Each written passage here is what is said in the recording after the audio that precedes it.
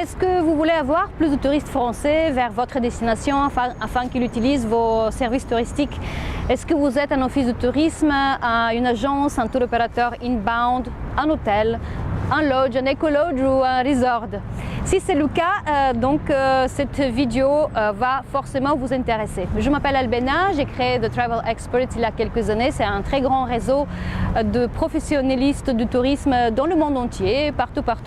Et donc le sujet d'aujourd'hui, c'est effectivement comment faire en sorte, si je suis une destination qui est touristique et j'aimerais bien augmenter le nombre de touristes français vers ma destination, mon pays, pour les faire utiliser mes services parce que je suis un transporteur, parce que je propose des excursions, j'ai un hôtel, j'ai un lodge, je suis une agence qui peut accueillir des Français, je suis un réceptif comme on dit dans le langage des professionnels.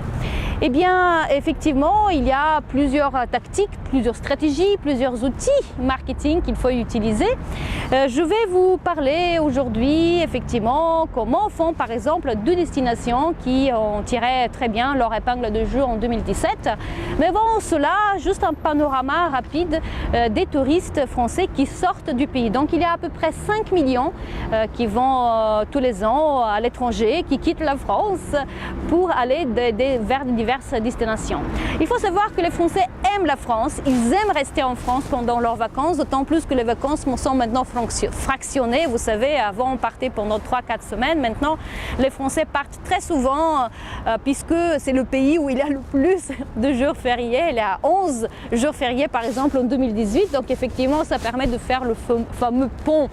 Par exemple, il y a un jour férié le vendredi, on va prendre donc lundi et ça fait 5 jours subitement qui sont tout à fait propices pour partir quelque part. Donc, les Français aiment la France, c'est un pays riche culturellement, naturellement, historiquement, il y a tout ce qu'il faut, il y a un océan, il y a la mer Méditerranée, il y a les montagnes, tout ce qu'il faut. Mais les Français quand même partent pour plusieurs raisons, à l'étranger aussi, pour effectivement se changer un peu d'idées et découvrir autre chose.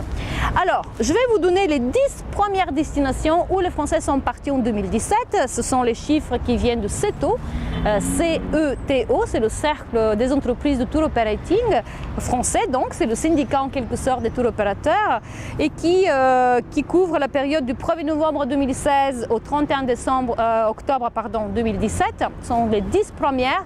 Donc sur les 10, il y a 7 qui sont plus ou moins limitrophes, enfin presque parce que c'est l'Espagne, effectivement limitrophe, il y a 3 sur les 10.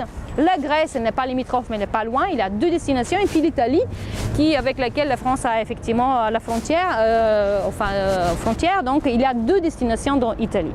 Alors rapidement, donc 5 millions de Français qui partent, donc dont 340 000 aux Canaries, donc c'est la première destination vers laquelle vont les Français, les Canaries, donc en Espagne, qui est suivi après 274 000 les îles grecques.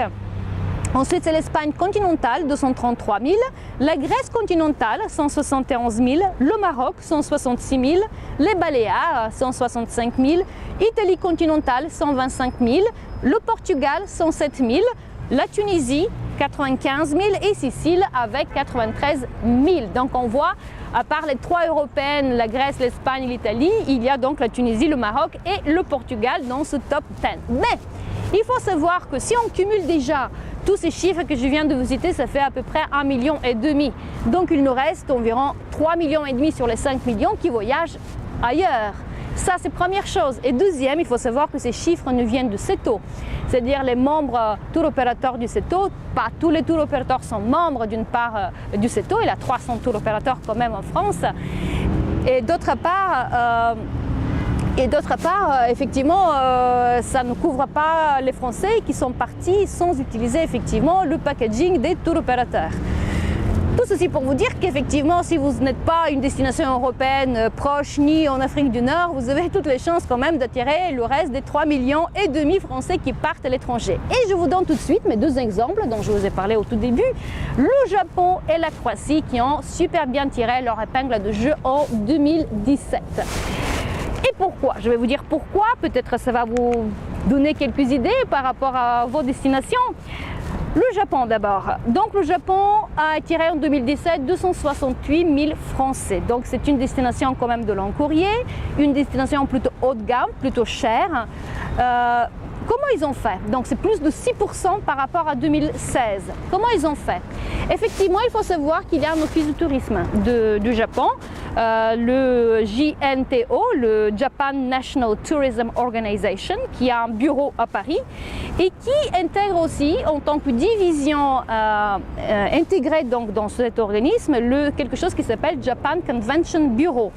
Et ce Japan Convention Bureau effectivement s'occupe d'une activité qui a vraiment qui est qui est en progression énorme, qui est effectivement le MAIS, c'est-à-dire Meetings and Scientific Congresses and Events. C'est l'activité qui s'occupe de tout ce qui est congrès, conventions, tout type de réunions. Et donc, ce Japan Convention Bureau a lancé il y a quelques années un programme spécifique qui s'appelle Meet Japan et qui est spécifiquement à destination des associations internationales qui organisent ce genre de réunions. Quand je dis association internationale, ça veut dire par exemple il y a beaucoup des médecins, neurologues, psychologues, etc. Et vous avez les notaires par exemple, il y en a énormément. Et donc ils font des réunions entre 200 et 1000 personnes. Et Meet Japan, ce programme spécifique, effectivement, il est financé par l'État japonais et puis par les collectivités locales qui accueillent effectivement les membres du bureau exécutif de ces associations qui sur place vont visiter et se rendre compte par eux-mêmes des infrastructures, de la logistique, etc. Est-ce que c'est propice ou non pour organiser leur événement? D'où le fait que le MAIS a énormément augmenté au Japon. Et donc effectivement, il y en a beaucoup des Français qui sont allés par ce biais-là. Il y a 13 villes effectivement qui participent dans cette tour d'inspection du Japon, du nord au sud, et qui prennent en charge, donc les organisateurs sont complètement pris en charge, transport, hébergement sur place et puis toutes les visites. Donc on peut très bien imaginer que s'il y a une telle politique gouvernementale, touristique très active, il y aura effectivement beaucoup de Français qui vont partir au Japon. Donc bravo au Japon pour cette politique tellement positive en termes de tourisme. Maintenant je vais vous parler de la Croatie. Effectivement c'est une autre destination qui a attiré en 2017 540 000 Français, donc plus de 5% par rapport à 2016 et même en termes de nuitées, c'est plus de 9% parce qu'il y a un cumul de plus de 2 millions de nuitées par les Français en Croatie. Là, la Croatie, c'est un autre cas de figure. Ce n'est pas un vol long courrier puisque la Croatie est à moins de 2 heures de vol et même en voiture on peut y aller, ça dépend de quelle partie de la France, mais une quinzaine d'heures de route en voiture, ça dépend jusqu'où on y va effectivement, mais ça suffirait pour accéder à la Croatie, donc c'est pas très loin. Et la France est maintenant le 9e marché effectivement qui est parmi les marchés émetteurs pour la Croatie. Le premier étant l'Allemagne, après avec presque 3 millions d'Allemands qui vont en Croatie. Après c'est la Slovénie, l'Autriche, donc des marchés qui sont quand même limitrophes à la Croatie. Alors comment, si on veut analyser pour savoir pourquoi effectivement autant de Français sont partis là-bas, c'est parce que effectivement d'une part, il y a un office de tourisme qui est très actif, il y a un bureau déjà à Paris avec 4 personnes qui travaillent à temps plein, qui sont super actives, qui sont présentes à tous les grands événements touristiques B2B, business to business ou B2C, business to consumer. Ils font beaucoup de publicité, ils font des relations presse, des relations publiques, elles sont très actives. Ça, c'est super important quand vous avez un office de tourisme sur place. Deuxième chose, la desserte aérienne. Il faut savoir que c'est là où le mal blesse beaucoup de destinations, c'est effectivement qu'il n'y a pas assez de vols. Il y a beaucoup de destinations qui connaissent cela. Bon, il faut savoir que la Croatie, effectivement, est plutôt bien logée de ce niveau-là, puisqu'en 2017, il y a eu 4 nouveaux vols par semaine. Là, en cette année, il y aura 3 nouveaux. Il y a les compagnies nationales qui dessertent effectivement la Croatie, Air France plus Croatia Airlines, mais il y a 2 low cost, c'est pas rien, c'est très important de le savoir, comme Transavia, c'est la compagnie low cost d'Air France, plus Volotea, c'est une compagnie low cost espagnole.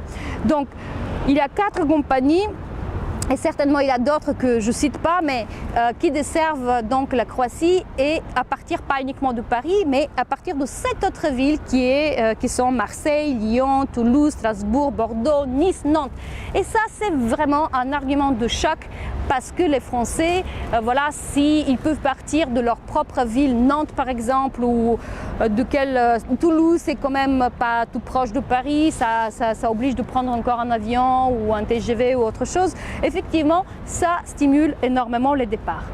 Voilà, donc si on doit résumer ces deux destinations qui ont super bien marché en 2017, c'est un office de tourisme très actif, une politique gouvernementale derrière d'incentive effectivement, voilà, un créneau, un segment sur lequel les efforts étaient mis, en l'occurrence pour le Japon c'est le maïs, c'est quelque chose qui est essentiel, et puis une desserte aérienne qui tient la route, qui est importante et qui dessert plusieurs villes.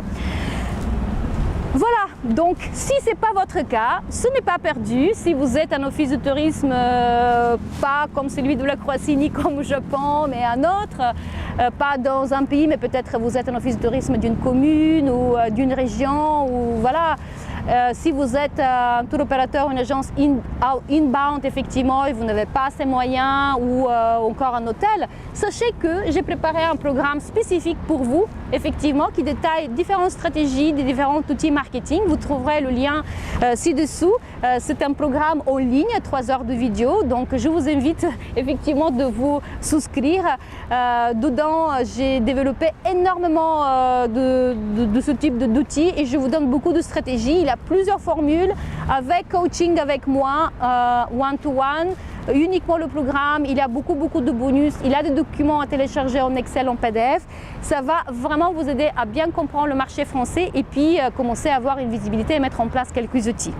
Voilà, donc je vous invite à cliquer quelque part autour de cette vidéo, il y a le lien vers le programme en français. Il existe aussi en anglais, donc sur la même plateforme privée, vous pouvez voir les deux versions en français et en anglais, donc vous pouvez choisir la langue que vous désirez. D'ici là, je vous souhaite tout le meilleur de tout mon cœur, beaucoup de réussite, beaucoup de succès dans votre activité touristique. À bientôt pour une nouvelle vidéo.